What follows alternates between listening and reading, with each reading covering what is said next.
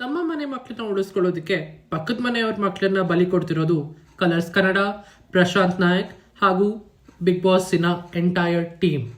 ನಿಮಗೆಲ್ಲ ನನ್ನ ಕಡೆಯಿಂದ ಒಂದು ದೊಡ್ಡ ಸಲ್ಯೂಟ್.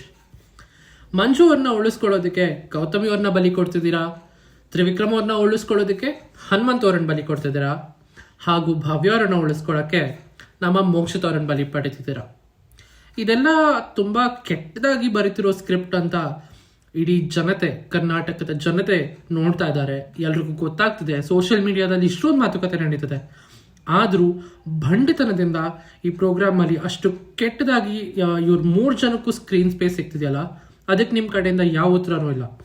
ಇವತ್ತು ಬಂದಿರೋ 2 ಪ್ರೊಮೋನಲ್ಲಿ ಮೋಕ್ಷಿತಾ ಅವ್ರದ್ದು ಒಂದು ಗ್ಲಾನ್ಸ್ ಕೂಡ ಇಲ್ಲ. ನೋಡಿ ಒನ್ ಯಾಕೆ? ಇಟ್ಸ್ ವೆರಿ ಕ್ಲಿಯರ್, ಮನೆ ಮಗಳು ತೊಂದರೆನಲ್ಲಿದ್ದಾಳೆ ಅಂತ ಇದೆಲ್ಲ ನಡೀತಾ ಇರೋದು.